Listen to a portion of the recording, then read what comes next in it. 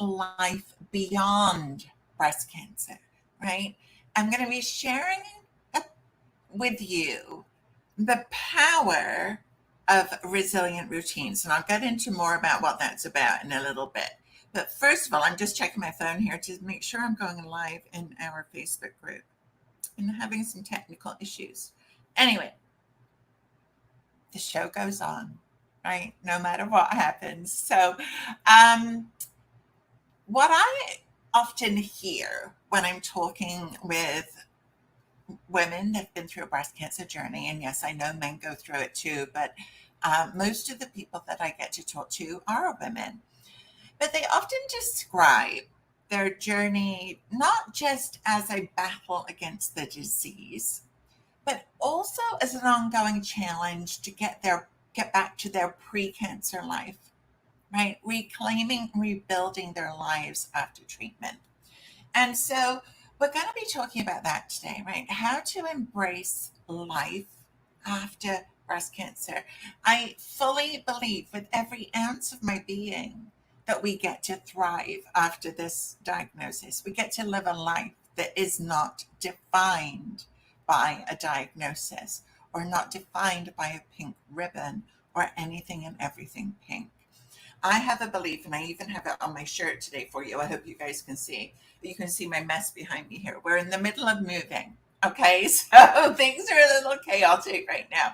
But I truly believe that we all get to live and be happy. Right? This is a core belief that I have. And even when we've been through tough stuff, like you and I have been through, I still know that we can be happy. And so, as we talk about embracing life, I want you to understand that there are some choices that we get to make. And amongst all of this stuff that we didn't choose and we feel like we didn't have a choice in, um, what we often don't realize is that the path to thriving beyond breast cancer is actually full of opportunities for growth and transformation, and where we actually get to look forward instead of behind us. Because unless you, my friend, have invented a time machine, we can't go back. So, wouldn't it make sense for us to spend our energy, our spinning mind, on looking forward instead of behind us, right? But I also know that this is so much easier said than done, and it requires a mindful approach, right, to taking care of ourselves, to our lifestyle habits. And one very powerful strategy to help you navigate this path is through the cultivation of what I have coined as resilient routines, a concept that I personally used and developed over the past 20 years. And what this is it emphasizes flexibility, self compassion, and sustainability in our daily practices, no matter what life throws at us, or how tired we are, or stressed we are, or whatever cravings we might be having, whether it's chocolate, ice cream, or potato chip. I'm the potato chip girl over here, right? But before we dive into more about resilient routines, I'm going to give you a kind of an overview of what it even is.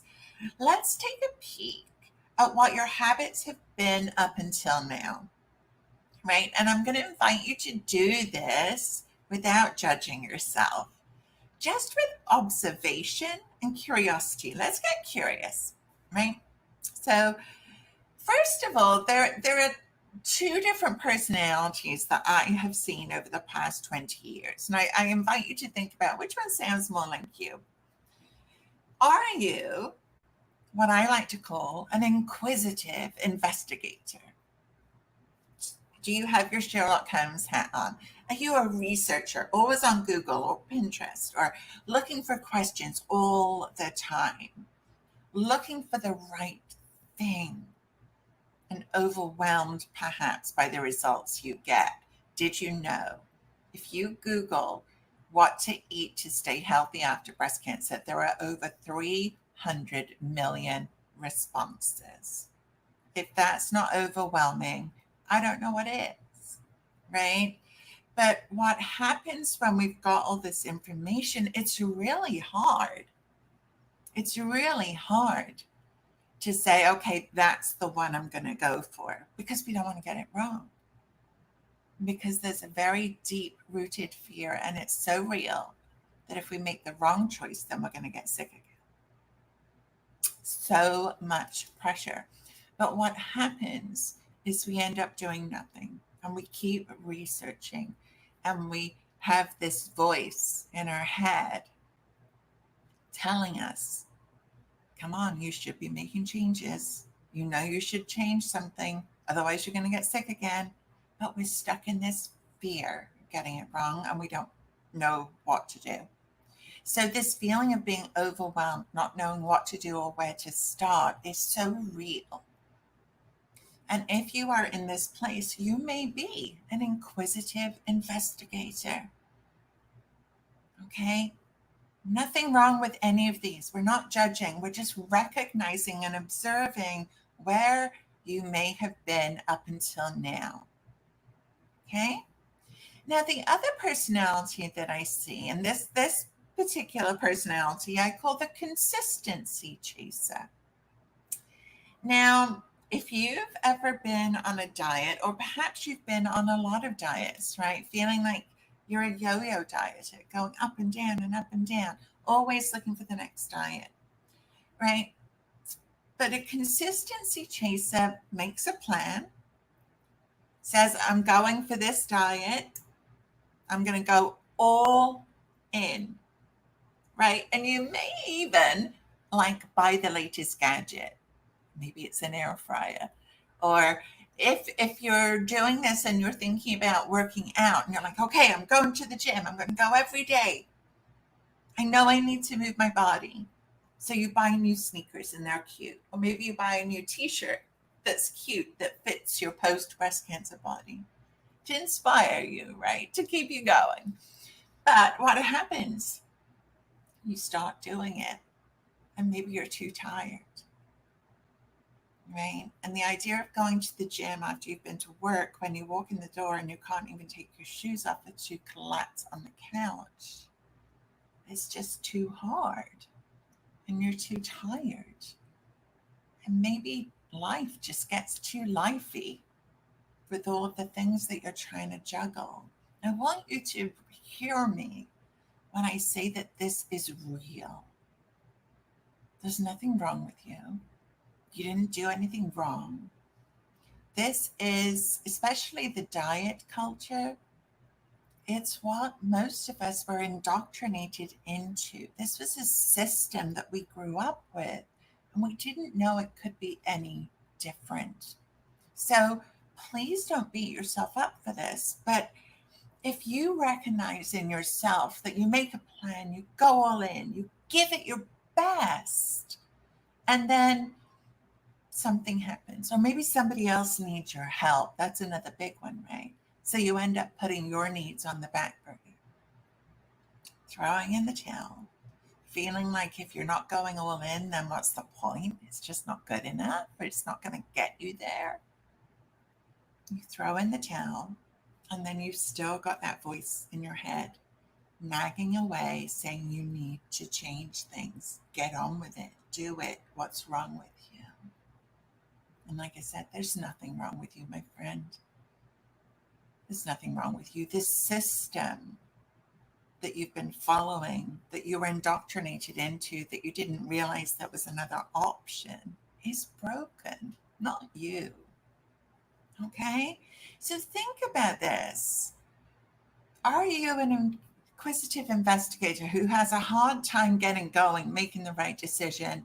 Or are you a consistency chaser where you go all in and then for whatever reason, it's like all or nothing. You're all either on track or off track. You may even hear yourself saying, oh, I was good today. Or if you were bad today, right? These are things that we might be saying to ourselves, but I want you to know that there is a different way, and it's a gentler way, and it might just fit where you are today, where you're trying to get going and it feels too hard to go all in. Your body's not ready, your mind's not ready, your fatigue level is like through the toilet. Your motivation is taking a hike. It's in the bottom drawer in the guest room somewhere under your old winter sweaters. Like it's just gone. And so it's not realistic to think that we can go from where we are today to where we were before this diagnosis knocked you on your butt, right? And so resilient routines are more about the more than adhering to a strict schedule or set of activities. Okay, it's that's not how I like to roll. Doesn't work, right? We've talked about that being a consistency chaser. Doesn't work. And I've witnessed this firsthand for over 20 years, working closely with women, first as a personal trainer. I've seen it in the movement, and then as a health coach over the past 12 years. I've seen it every single day.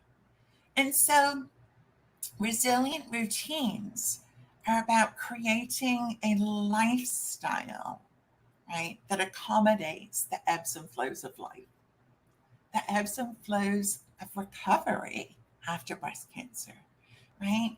Now, wouldn't that feel good, right? To build habits that actually withstand this roller coaster of life, that withstand our fatigue and stress and, yes, even those sneaky chocolate cravings. That's what resilient routines are all about. Now, one of my favorite quotes is from John Kabat-Zinn.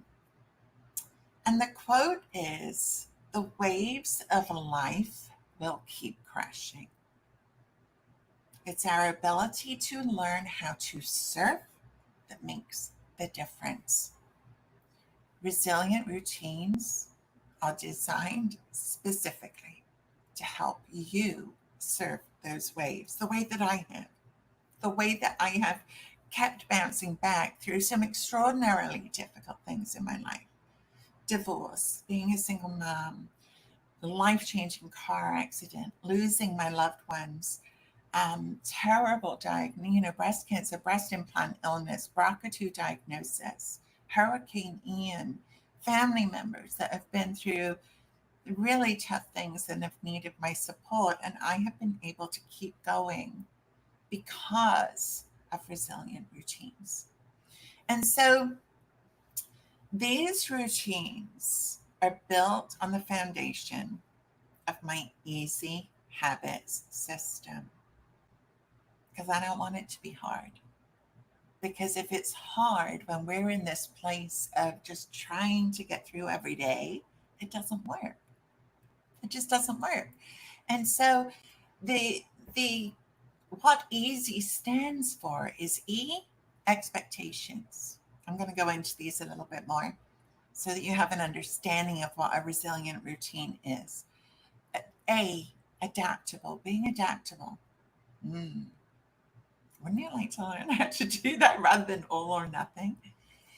Talking about seamless integration into your life by habit stacking. So again, I think so often we think I have to change everything. Otherwise, what's the point? Right? I need to overhaul my entire lifestyle. That feels big. That feels hard. And that's not what this is about. So I teach you to seamlessly integrate new habits into your life so that it's easy. So that it's easy. And the last one, the Y in the word easy, is you too. Not just you, right? You too. You need to be on your to-do list too. Okay.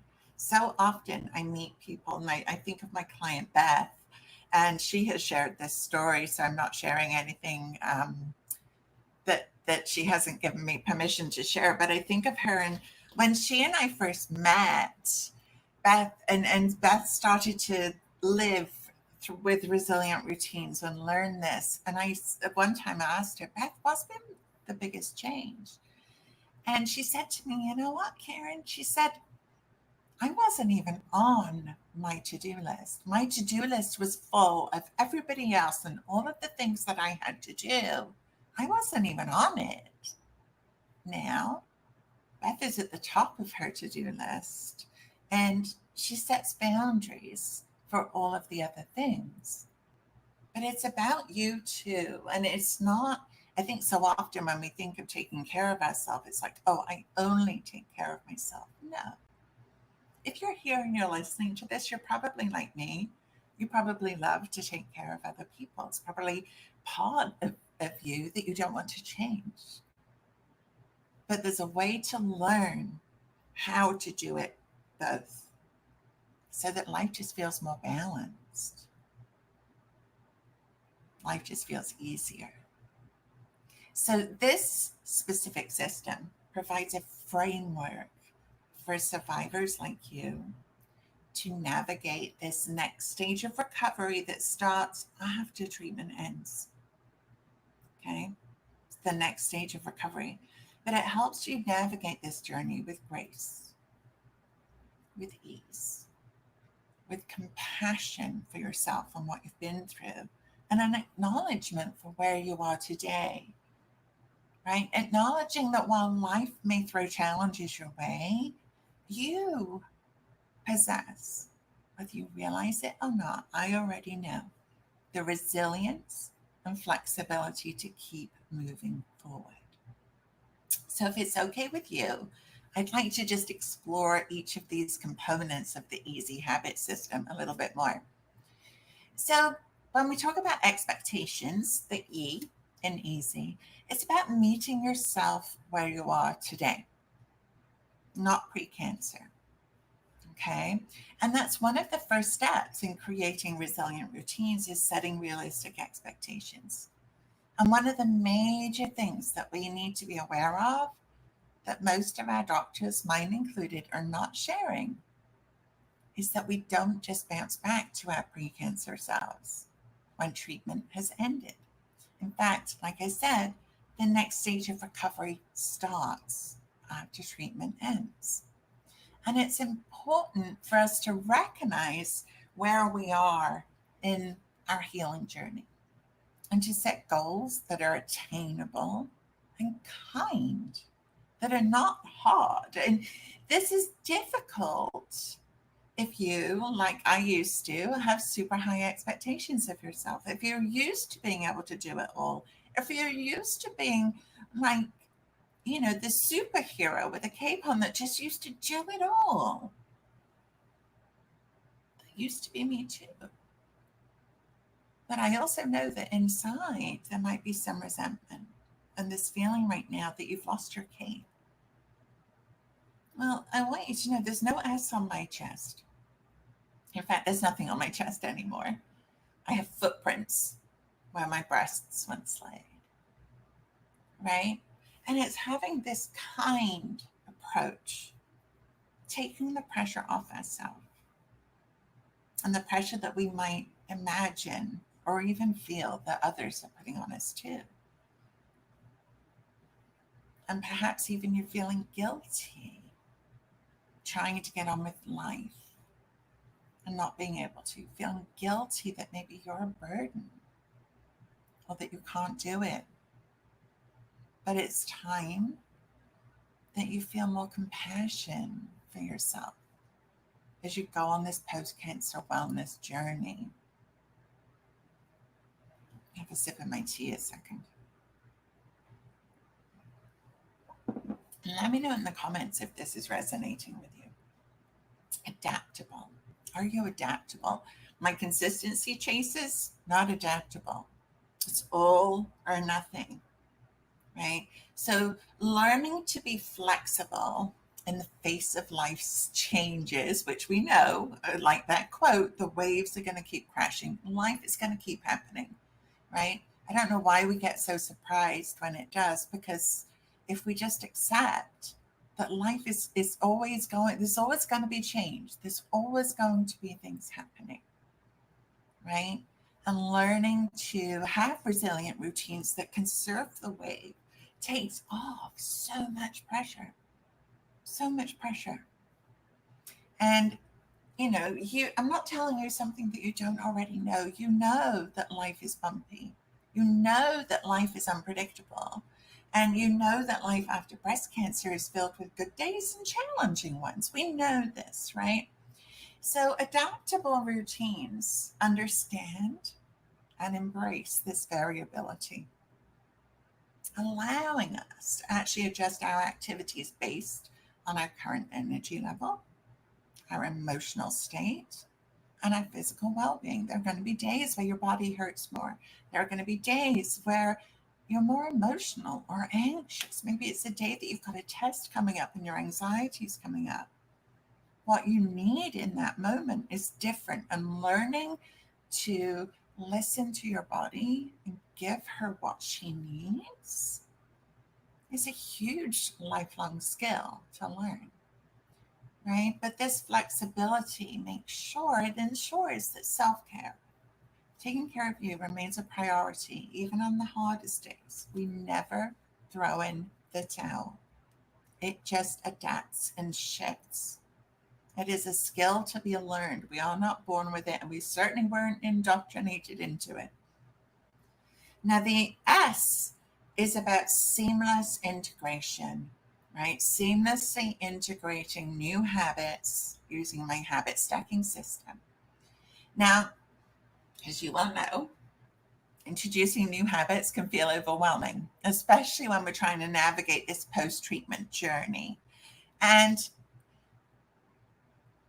you and I both know the invisible pressure that we put on ourselves to change up our lifestyle. There's that fear that if we don't, we're going to get sick again. It is so big and so huge and so heavy, right? But habit stacking offers a simple solution. It's literally about pairing a new habit with an existing habit. It could be something super simple like drinking a glass of water while you're making your morning coffee, or doing squats while you're brushing your teeth. That's one of my favorites. I have an electric toothbrush. It runs for 2 minutes. I squat every day. Why not? And I know I can hear you saying, but is it enough? You tell me. I believe and have seen the power of small habits, micro habits, and what they build into, what they create. Is, I think of it like building a foundation of a skyscraper. And if that foundation is not strong, guess what happens? The skyscraper topples, right? Resilient routines are your foundation, your foundation. Now, the last one in our easy habit system, EASY, is the Y. It's the U2, right? Prioritizing self-care. Because this is at the heart of resilient routines. If you've known me for a while, you know that self-care has been my jam for over 20 years. And that's why it's no surprise it's at the heart of resilient routines. Because it is the principle that you deserve to take care of yourself too. A doctor may even have said to you, you need to start focusing on you a bit more. You need to take better care of yourself. And I know so often we can think that it's selfish, or we might feel guilty, right? But it's often just because you haven't yet learned how to do self-care the right way. And the right way means it's you too, not just you. So you too is just a gentle reminder that amidst all of the responsibilities and the demands of your life, that your well-being matters too. And by embracing this mindset, you can actually create a lifestyle that supports your healing and growth, recognizing that each small step contributes to our overall thriving. Each small step contributes to living happy right? As I almost fall over there. Because the journey beyond breast cancer, it's unique for all of us, just like our breast cancer journey was unique, right? Just like your life pre-cancer, unique. But the principles of resilient routines offer a universal guide for navigating this path with intention, compassion, and grace. Grace for where you are, grace for your growth, grace for your healing, and for what you've been through.